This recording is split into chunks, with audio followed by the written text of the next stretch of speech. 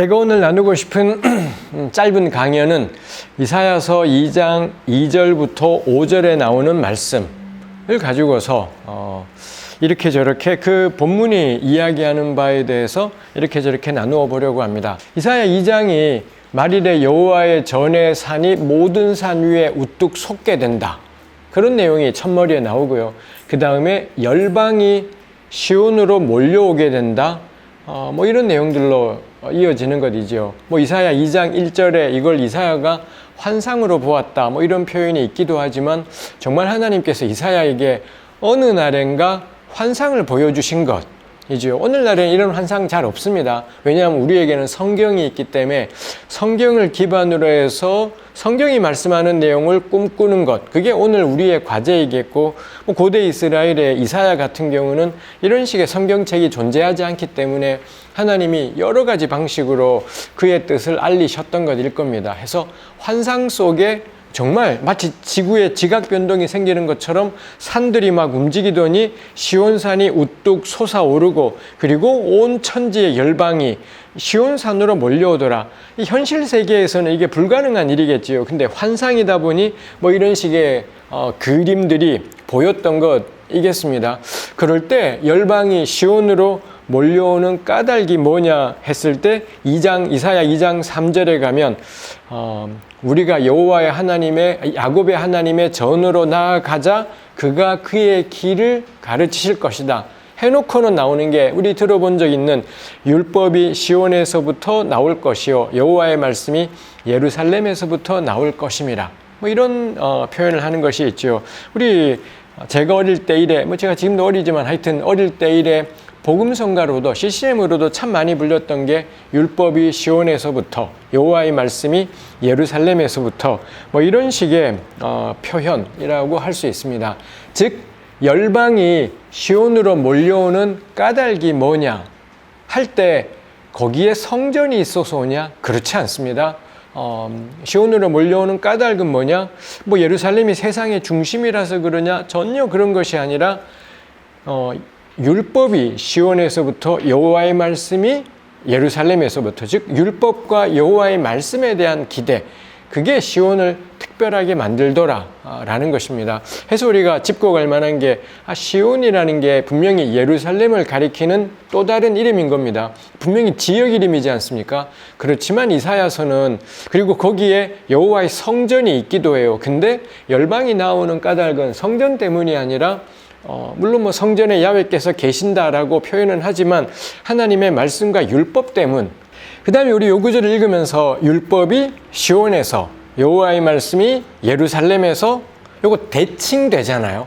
구약에는 이런 식의 대칭들이 많습니다. 그냥 말하고 싶은 건 하나예요. 율법이 시온에서부터 나온다. 요걸 말하고 싶은데 율법과 비슷한 여호와의 말씀을 시온하고 같은 의미인 예루살렘을 해서 문학적인 대칭을 만들지 않습니까?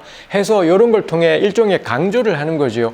그럼 우리가 여기처럼 율법과 여호와의 말씀이 이렇게 문학적으로 대칭되어서 이 두 표현이 한 구절이나 인접한 구절에 율법과 말씀이 대칭되어 나오는 게 또 다른 어디에도 있을까? 그런 마음이 생기는 겁니다. 왜 그렇게 하는가 하면 지금 이사야가 생각하는 율법이 뭘 가리키는 거야? 이사야가 생각하는 여호와의 말씀의 내용이 뭐야? 라고 할 때 우리 이걸 그냥 상식적으로 해요. 율법 그러면 구약의 율법 이렇게 생각하지만 이사야는 지금 무슨 생각을 하는 거지? 이럴 때 이걸 찾아갈 수 있는 실마리가 여기처럼 율법과 여호와의 말씀이 짝으로 나오는 데가 성경에 또 딴 데는 없을까? 이런 생각을 하는 거죠. 그렇게 해서 검색을 해보면 거의 없습니다. 5군데도 되지 않아요. 근데 그 가운데 하나가 이사야 1장 10절입니다. 이사야 1장 10절에 보면 너희 소돔의 관원들아 여호와의 말씀을 들어라. 너희 고모라의 백성아 우리 하나님의 율법에 귀를 기울여라. 거기 소돔의 관원아 고모라의 백성아 여호와의 말씀을 우리 하나님의 율법을 들어라. 귀를 기울여라. 명확하게 대칭되는 구절입니다. 해서 구약 전체에서 율법과 말씀이 대칭되는 게 5개다. 제 기억에 2-3개입니다. 근데 그 중에 하나가 1장 10절에 있는 겁니다. 그리고 2장 3절에 있는 거죠.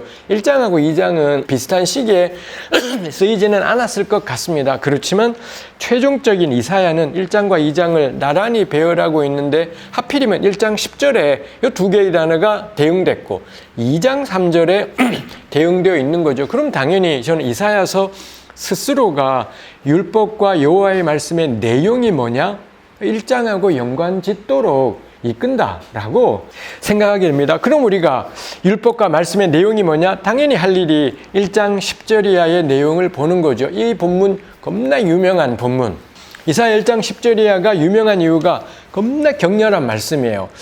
예배 지긋지긋해. 기도 그만 좀 해라. 백날 기도해라. 내가 그딴 기도를 듣나? 하면서 하나님이 예배와 절기와 이 기도를 거부하시고 그러고는 요구하시는 게 1장 17절에 가면 정의를 구하며 학대받는 자를 도와주며 고아와 과부의 억울함을 풀어주며 이런 내용. 그래서는 요약하기를 정의로운 삶으로의 초대 이렇게 요약하는 단락입니다만 이 단락이죠. 이 단락이 유명한 게 이런 식으로 제사의 반대편에 정의를 두었기 때문에 놀랍기도 하고요. 그러다 보니 교회에서 100년을 다녀도 절대 주일 오전 예배 설교 본문으로는 택해지지 않는 본문이라는 점에서 전 이 본문이 진짜 유명한 본문이라고 생각합니다. 이 본문은 제사가 절차가 문제가 있다, 정성이 없다, 일체 그런 언급하지 않아요. 정성도 문제가 아니고 마음이 없는 예배, 전혀 본문에 마음이 없다는 이야기도 나오지 않습니다. 당연히 저는 지금 우리가 이걸 설명하는 계제는 아니니 다루지 않지만 마음과 정성이 만땅이었던 예배라고 오히려 본문에 근거들이 있습니다. 근데 하나님이 걷어차요. 근거가 뭐냐면 교회당 안에서의 예배가 정성이 없어서가 아니라 자꾸 예배 시간에 졸아서가 아니라 교회당 바깥에서의 고아와 과부가 흘리는 피눈물이 있는데 억울한 사람들의 피눈물이 있는데 이건 해결하지 않은 채 온맘 다해 드리는 예배 지긋지긋하다. 이건 명확하게 이사야 1장 10절부터 17절이 우리에게 말씀하는 바인 겁니다. 그래서 우리가 주일 드린 예배가 합당한 예배였는가의 기준은 절대 주일 예배가 아니라 나머지 날들의 우리의 삶이 어떠한가 그게 기준이다라고 단언하고 있는 것이 저는 이 본문이다 싶습니다. 다시 돌아오겠습니다. 해서 열방 백성들이 시온으로 몰려오는데 무엇을 기대하고 오는 거냐? 율법과 여호와의 말씀. 근데 율법과 여호와의 말씀이라니 무슨 말을 듣고 싶은 거지? 예수 믿으면 구원받아요. 이런 설교를 기대하고 오는 건가? 하늘의 복음을 듣고 싶어서 오는 건가? 하나님의 진리의 말씀을 듣고 싶은가? 우리 온갖 생각을 다 하지만 다 가능하겠지만 일단 요 대칭되어 쓰인 표현이 1장에 쓰이고 2장에 쓰여서는 우리의 관심사를 딱 좁히는 것이 있습니다. 예수 믿고 구원받으세요. 이런 거 듣고 싶어 할 것 같은데 1장에는 그런 내용이 나와 있지 않다. 라는 것인 거고요. 이거 좁혀지는 것이 있죠. 이렇게 나와왔습니다. 그랬더니 하나님이 이 백성들에게 무엇을 하시나요? 4절에 보니 그가 열방 사이에 판단하시며 많은 백성을 판결하시리니 여기 판단하시며라고 2장 4절에서 판단하다 라고 번역을 한 단어가 1장 17절 아까 이야기했던 1장 17절에는 고아를 신원하며 신원 겁나 어려운 한자말이죠. 억울한 걸 풀어주다. 그 신원하다라고 번역된 그 히브리말 동사가 2장 4절에서는 판단하다. 그 다음에 그가 많은 백성을 판결하시리니 거기 판결하다가 1장 18절에는 변론하다. 라고 번역되었던 단어인 겁니다. 공교롭잖아요. 2장 4절에 열방이 몰려왔더니 하나님이 뭐 하시느냐? 판단하고 판결하시는데 하필 여기 쓰인 두 개의 동사가 1장 17절에는 신원하다로 1장 18절에는 변론하다로 이거 둘 다 재판 관련 동사였다라는 겁니다. 다시 1장 10절에 말씀과 율법이 2장 3절에 쓰인 것, 그 다음에 2장 4절에 판단 판결이 1장 17, 18절에 쓰인 것. 명백히 이사야 본문은 2장을 읽으실 때 1장 까세요. 1장을 깔고 그 배경에서 2장을 읽으라고 전 독자와 청중을 초대하고 있다라는 겁니다. 여기까지 하면 열방들이 시온을 향해 하나님의 율법과 말씀을 기대하며 오지 않습니까? 그리고 1장과의 연관은 그 율법과 말씀의 내용이 뭐냐? 정의로운 삶에 관한 말씀이겠구나 짐작하게 하는데 그리고는 이 하나님께서 모여온 백성들에게 뭘 하시느냐? 설교하지 않아요. 예수 믿으세요. 이런 거 전하지 않아요. 하나님을 의지하면 당신들의 삶이 복되어 이런 거 가르치지 않습니다. 하나님이 하신 일이 뭐냐? 재판입니다. 쫙 몰려온 백성들을 앉혀놓고서는 재판을 한 거죠. 짐작건데 백성들이 그러면 시온에 왜 왔느냐? 억울해서인 겁니다. 억울하기도 하고 그 다음에 나라들 사이에 시비도 붙었고 문제도 생겼는데 어디 가서 해결할 길이 없는 거예요. 더군다나 고대에는 그나마라도 유엔 같은 이런 기관이 없다 보니 나라와 나라 사이의 갈등을 해결할 길이 없는 거죠. 그리고 이 열방들이 어디로 오느냐? 야곱의 하나님이 계시다는 시온으로 몰려온 거고, 그리고는 이 양반들이 여호와의 율법과 말씀을 기대한 거고, 그리고는 하나님은 뭘 하시냐? 재판 하시더라라는 겁니다. 복음의 공공송에서 제가 그런 명시적인 표현을 어딘가에 쓰기도 했지만 줄기차게 말하고 싶은 게, 성경은, 특히 저는 구약 성경은 우리가 믿는 신앙을 종교로 만들지 않아요. 우리 온통 종교적인 표현들이 가득한데 이 율법, 여호와의 말씀, 우리 맨날 그러면은 성경 딱 떠올리고요. 말씀을 늘 묵상하는 삶, 요즘 내가 큐티가 좀 부실하네. 내가 말씀을 요즘 너무 가볍게 읽네. 말씀 읽는 시간이 좀 짧네. 첫날 만날 그런 반성을 해요. 좀 백날 그 반성 해봐라. 참 좋을 겁니다. 정말 백날 그 반성하면 정말 굉장히 우리에게 유익이 되고 좋은 일이 있겠다 싶습니다만, 너무 종교적이다. 너무 종교적이다. 너무 종교적이다 싶어요. 근데 하나님은 이렇게 율법과 말씀을 듣겠다고 몰려온 백성들에게 뭘 하시느냐 하면 재판해요. 재판, 우리 세속사회에 전 세계 어디건 간에 사법부가 없는 나라는 없지 않습니까? 이 재판을 하시더라는 겁니다. 하나님이 재판하셨어요. 설교를 하신 게 아니라 겁나 은혜로 말씀하시거나 하나님 개인의 간증, 저 인간들이 꽝이었는데 내가 도왔더니 변화되었어요. 이런 간증이 우리 겁나 감동적이잖아요. 이런 거 전하시는 게 아니라 재판했더니 하나님의 판결을 듣더니 열방이 뭘 하느냐? 무리가 그들의 칼을 쳐서 보습을 만들고 그들의 창을 쳐서 낫을 만들고, 여기 저는 개역이 요 부분, 적어도 이사야 본문만큼, 이사야 요 2장 본문만큼은 새 번역은 영광입니다. 새 번역은 말도 안 되게 번역을 해서 완전히 본문의 의미를 오해하게 만들어버리지만, 하여튼 여기는 골고루 잘 번역했는데, 무리가 그들의 칼을 쳐서 보습을, 그들의 창을 쳐서 낫을, 보습과 낫에는 그들의가 없고요. 칼과 창에는 그들의가 있어요. 그러니까 몰려온 사람들마다 다 칼 하나 창 하나씩은 다 있는 겁니다. 왜 칼과 창이 필요한가요? 업신여김 당하니까. 사람들이 하도 나한테 함부로 하고, 내가 좀 약하다 싶으면 나 밟고 가고, 내가 좀 말 좀 못한다 싶으면 함부로 하고 무시하고, 뭐가 부족하다고 무시하고, 뭐가 부족하다고 무시하고. 좀 교회에서 청년부사에 오래 하면서 너무 가슴 아픈 거 많습니다. 잘난 애들은 그리 큰 도움이 필요하지 않나요? 근데 잘난 애들일수록 예수 잘 믿고요. 딱 꼴보기 싫어. 하여튼 간에 근데 정말 예수님 잘 믿는데 그다지 재능이나 이런 게 뛰어나 보이지 않는 사람들이 있습니다. 말도 잘 못하고. 그럼 사람들이 함부로 해요. 참 못됐지요. 약해 보이는 사람 지근지근 밟고요. 성질 더러운 인간한테는 누구도 함부로 하지 않습니다. 그래서 너무 참혹해요. 성질 더러워야지 대접받지, 순하고 그러면은 다 무시하고 너무 함부로 하고 너무 끔찍한 세상이죠. 그러니까 사람들이 무시당하지 않으려고 온갖 생각을 다 하고 칼을 가는 거죠. 그게 사회적인 지위이든 이런 시험을 쳐서 사회적인 지위이든 혹은 회사에서의 직급이든 아니면 돈이든 뭘로든 간에 내 칼 하나 창 하나 정도가 있지 않으면 하도 무시당하니까 그런 일이 있지 않겠습니까? 여기서 하나님이 하시는 건 뭐냐? 올바른 판결입니다. 하나님이 재판장으로서 올바른 판결들을 내렸더니 고아랑 과부의 억울함을 풀어주는 겁니다. 이 판결을 듣는데 몰려왔던 열방들이 생각을 해보니 이 칼이 필요 없겠구나. 이 창도 필요 없겠구나. 그럼 이걸로 뭐 하지? 보습과 낫을 만드는 농기구를 만들어서 그런 삶. 그리고 그 다음이 이 나라와 저 나라가 다시는 칼을 들고 서로 치지 않고 다시는 전쟁을 연습하지 아니하리라. 이런 데까지 가게 되지 않습니까? 열방들이 시온에 몰려올 때 우리 이사야 2장 3절은 야곱의 하나님의 전에 이르자라고 했습니다. 이 하나님이 야곱의 하나님이라는 거 알고 있어요. 야곱은 이스라엘의 별명이잖아요. 자기네들의 하나님이 아니라 이스라엘의 하나님인 걸 알고 있습니다. 근데 나와왔고 판결하는데 칼을 쳐서 보습으로. 요거 저는 본문이 명료하게 말하진 않지만 저는 그렇게 풀고 싶어요. 하나님은 열방한테나 이스라엘한테나 차별적인 재판이 아니었구나.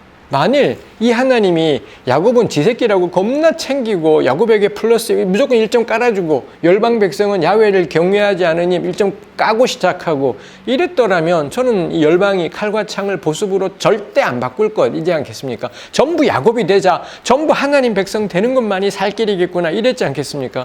근데 이사야서에 일체 그런 느낌들 나지 않습니다. 이 하나님은 야곱만의 하나님이 아니라 온 백성의 하나님인 겁니다. 몰려왔던 온 백성의 하나님이 온 백성에게 고르게 판결하시더라. 그러자 백성들이 뭐 하나요? 이 세상에는 이 하나님이 왕으로 재판하시는 세상이라면 칼 같은 건 필요 없겠네. 창 같은 건 필요 없겠네. 그리고 이 하나님은 야곱만의 하나님이 아닙니다. 그 점에서 저는 이게 중요한 게 우리 하나님은 보편적이구나. 좀 여기서 보편주의의 반대말이 부족주의라고 생각합니다. 부족주의, 이런 말이 약간 이상하지만 하여튼 특정 부족, 특정 집단만의 이익을 위해 존재하는 거. 우리 보통 회사에 다니면 관행이라는 게 있지 않습니까? 뭐가 좀 부당해서 이거 문제 있지 않아요? 그러면 툭 위에서 야, 그거 관행이야. 관행이라는 말의 한마디의 특징은 요 집단 안에 들어오면 혜택을 받지만 고르기 전까지는 불이익 당하는 게 당연할 때, 이게 관행입니다. 그래서 세상의 모든 이런 억울한 관행들은 전부 혜택받는 집단과 그렇지 못한 집단 사이에 딱 갈라지는 것이 존재하는 거죠. 이게 부족주의이죠. 거기 속하면 혜택, 바깥에 있으면 박살나는 것. 근데 여호수아서 같은 본문은 헷갈려요. 하나님이 부족주의 같으시다. 이스라엘은 겁나 챙기고 가나안은 박살내시고 부족신 같다 싶은 것이 있습니다. 뭐 이거 오늘 지금의 쟁점은 아니겠습니다. 이사야 2장 3, 4절은 몰려왔던 열방 백성들에게 우리 하나님은 부족주의가 아니구나. 보편주의. 그 누구라도 억울하지 않게, 그 누구라도 피눈물 흘리지 않게 재판하시는구나. 그러자 이 백성들이, 열방들이 칼 필요 없겠네가 되죠. 여기까지가 이사야에게 보여주신 환상입니다. 2장 5절 야곱 족속아 오라 우리가 여호와의 빛에 행하자. 이런 하나님의 환상을 보고 이사야가 그 다음에 자기 공동체를 향해 하는 말이 이런 하나님의 나라가 있군요. 그러더니 우리 여호와의 빛 가운데 걸어가자 해서 자기 공동체에게 그 다가오는 영광의 날을 소망하며 뭐라도 꼼지락거리며 한 걸음 걸어가 보자 라고 공동체에게 권면하더라라는 겁니다. 우리 말해주고 싶지 않습니까? 이 전쟁 없는 세상이 가당키나 소리냐.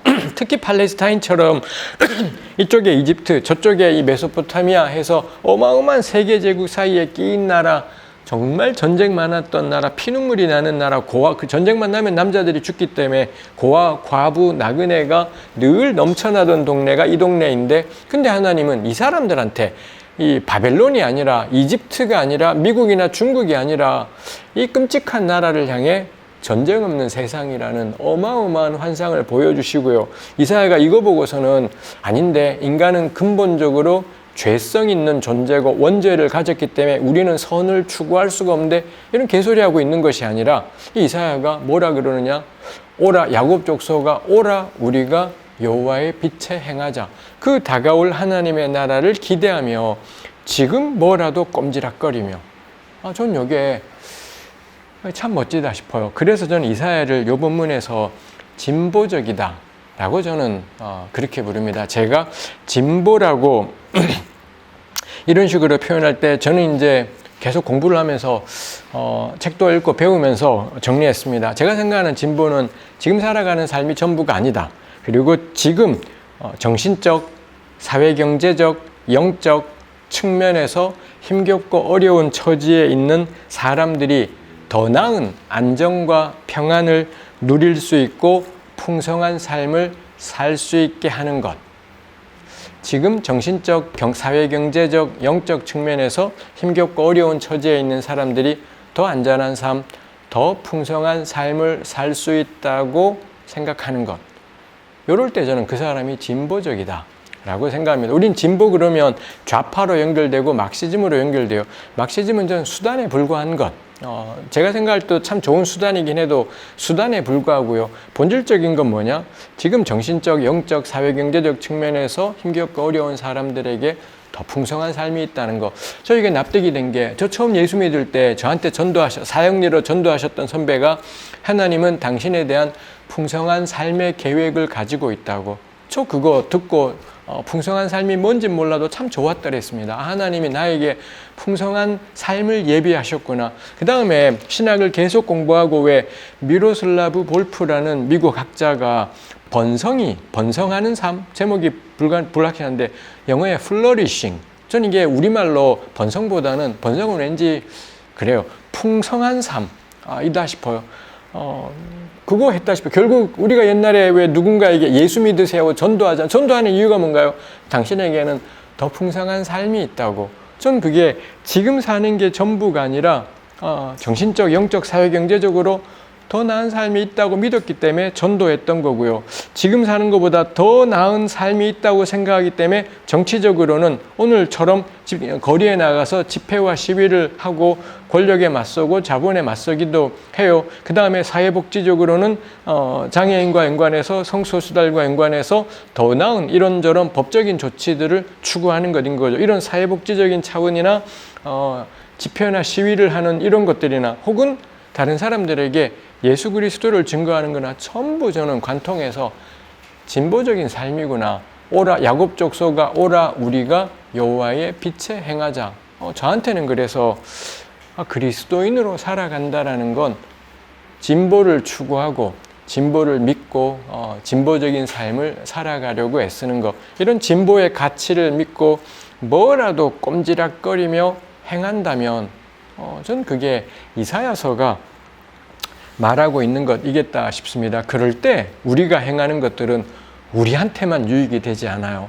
우리한테만 유익이 되는 것이 아니라 세상 모든 사람들에게 유익이 돼요. 그 점에서 복음은 절대 부족적이지 않다. 요 기독교라는 울타리 안에 들어오면 겁나 기독교 바깥은 막 재앙과 천둥, 이거 부족주의예요. 이건 정말 자기네끼리만 살아가는 끔찍한 세상일 거고요. 그런 것이 아니라 이 하나님이 아브라함을 부를 때 애시당초에 너로 말미암아 천하 열방이 복을 받으리라. 우리 발길 닿는 곳마다, 왜냐하면 우리가 더 풍성한 삶을 추구하고 우리 함께 살아가는 속에서 힘겹고 어려운 사람들의 더 풍성한 삶을 추구하기 때문에 이 그리스도인들의 발길 닿는 곳마다 저는 복을 전하는 사람이 될 수밖에 없겠구나 생각하게 되더라라는 것입니다. 그래서 저는 이 본문이 하나님이 주시는 환상을 간직하고 일상을 진보적으로 살아가기, 그게 저는 이 본문이 말하는 것이겠다 싶고,